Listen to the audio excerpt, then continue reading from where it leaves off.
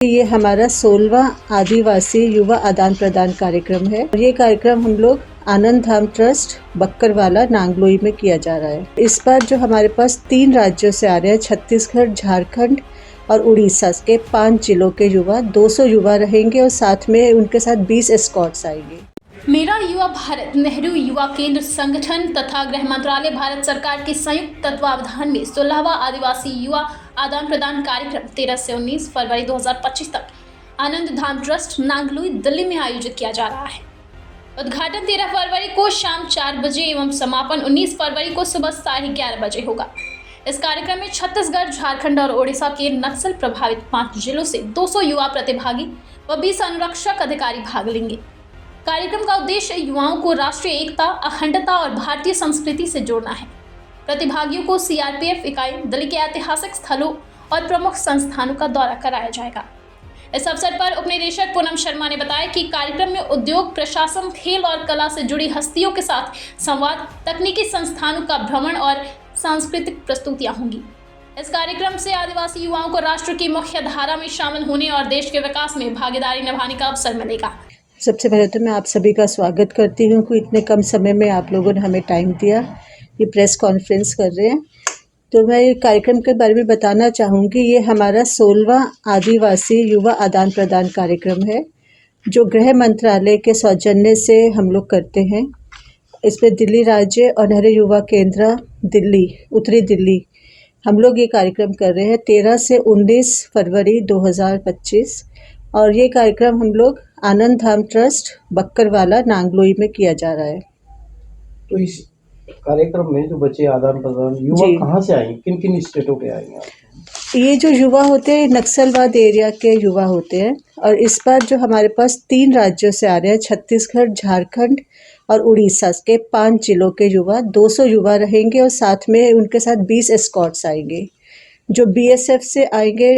BSF है, ITBP है और माई भारत से आएंगे ये लोग। इनका सेलेक्ट कैसे करते हैं? क्या फोर्स के द्वारा सेलेक्ट किए गए? जी हाँ, ये फोर्सेस के द्वारा ही सेलेक्ट होते हैं। बीएसएफ से है तो वहाँ के जो उनके डिस्ट्रिक्ट के बच्चे हैं वो ही सेलेक्ट करते हैं। अगर सीआरपीएफ है तो वही सेलेक्ट करती है और ऐसे ही आईटीबीपी सेलेक्ट करती है अपने यहाँ के बच्चों को। 13 तारीख को इसका उद्घाटन कौन करेगा? हमने काफ़ी लोगों को न्योता तो दिया हुआ है कि एमपी साहब का भी आने का हो रहा है, मिनिस्टर साहब का भी हो रहा है, लेकिन अभी जैसे कि पार्लियामेंट सेशन चल रहा है, कंफर्मेशन हमारे पास अभी नहीं आया है किसी का।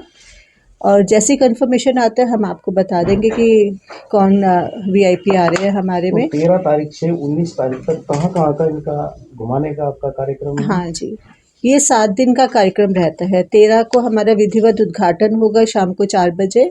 उसके बाद फिर हम 14 तारीख को इनको हम होंडा मोटर्स मानेसर में इंडस्ट्री विजिट के लिए लेके जाएंगे। वहाँ पे उनको कैसे मोटरसाइकिल्स बनती है, 15 सेकंड में एक मोटरसाइकिल तैयार हो जाती है रोबोट्स के द्वारा, तो वो सारा रोबोटिक्स का उनका वो दिखाएंगे। वहाँ पूरा दौरा होता है। एक उनका रोड सेफ्टी के ऊपर सेशन भी रहता है। उसके बाद लंच के बाद फिर हम उन्हें लेके जाएंगे गुड़गांव सेक्टर 56 में, जहाँ पे हम उन्हें एक मेट्रो राइड कराएंगे। और ये भी बता दूं कि जो बच्चे हैं बहुत दूर दराज गाँव के बच्चे आ रहे हैं, जो शायद फर्स्ट टाइम ट्रेन में बैठेंगे। उन्होंने कभी ट्रेन भी नहीं देखी, स्टेशंस भी नहीं देखे हैं। तो आके यहाँ पे हम चाहते हैं कि जो भारत का मेन हमारा कैपिटल है दिल्ली, वो उसकी क्या हमने विकास करा है। मेन पर्पस यही है कि उनको विकास के साथ जोड़ना। तो इस तरह से हमारा कार्यक्रम 14 तारीख का रहेगा। 15-16 को हम एजुकेशनल सेशंस है हमारे, अलग अलग रिसोर्स पर्सन्स आएंगे, गवर्नमेंट सीनियर गवर्नमेंट ऑफिशियल्स रहेंगे उसमें। वो अपने अपने विषय के ऊपर उनको, चाहे वो बैंकिंग से रिलेटेड हो, साइबर क्राइम से रिलेटेड हो, सोशल मीडिया से रिलेटेड हो, और उनके अपने जो वो अपना काम शुरू कैसे कर सकते हैं, वहाँ पे रहकर भी अपना बिजनेस अपॉर्चुनिटीज़ होगी, उनके करियर गाइडेंस के ऊपर। इस तरह के सत्र हमने 15 और 16 को रखे हैं। पॉलिटिकल विजिट कौन रहेगी आपकी? पॉलिटिकल विजिट में महामहिम राष्ट्रपति जी से हम समय मांग रहे हैं। अगर वो समय दे देते हैं वहाँ पे, तो उनके साथ उनका एक पूरा एक दौरा रहता है राष्ट्रपति भवन का। फिर उनके साथ हाई टी रहती है, बच्चों के साथ सीधी बातचीत होती है उनकी। वो भी हो सकता है। उपराष्ट्रपति जी के साथ भी हमें टाइम मिल सकता है। ये जैसे ही हमें कंफर्म होगा हम बता देंगे आप लोगों को। जो आएंगे बच्चे उसमें लड़के और लड़कियां दोनों होंगे? जी 200 बच्चे हैं, उसमें कोशिश यही रहती है कि 50-50% रेशो में आए। 100 महिलाएं होंगी और 100 पुरुष होंगे उसमें। मैम, हमारे भारतवर्ष में कई स्टेट नक्सल प्रभावित हैं, जी। आदिवासी भी हैं, लेकिन आप लोगों ने क्यों 3 ही स्टेट को चुना? ये हमारे द्वारा नहीं चुना गया है, ये भारत सरकार के द्वारा चुना गया है। तो 3 ही स्टेट को नहीं चुना नहीं, अलग अलग स्टेट्स है। दिल्ली का जो दौरा है, जो हमारे उत्तरी दिल्ली को मिला है, वो 3 स्टेट को मिला है। जी। और बाकी जगहों पे जहाँ पे हो रहा है उसमें मध्य प्रदेश भी हो सकते हैं, उसमें महाराष्ट्र भी है। तो हर जगह के अलग अलग उन्होंने बांटे हुए हैं। मैम वो बात सही है, लेकिन अदर स्टेट जो है और है कि वो कहाँ पे हमें भेजते हैं। जैसे पिछले साल हमारे पास मध्य प्रदेश के भी आए थे, हमारे पास महाराष्ट्र के भी आए थे। इस बार 3 स्टेट्स हमें मिले हैं।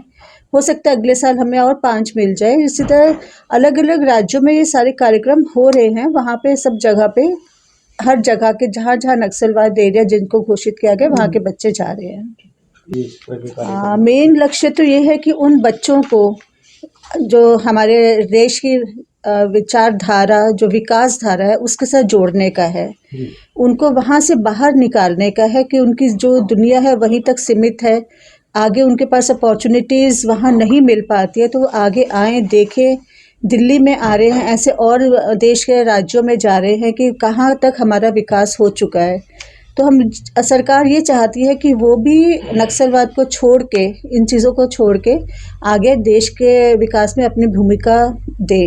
और किस तरह से दे सकते हैं, हम उन्हें गाइड भी करते हैं। मिनिस्ट्री ऑफ होम अफेयर्स भी उन लोगों को काफ़ी गाइड करती है। उनके सत्र भी रहते हैं, सीधी बातचीत होती है, उनकी परेशानियां भी सुनी जाती है, उनका हल भी निकालते हैं।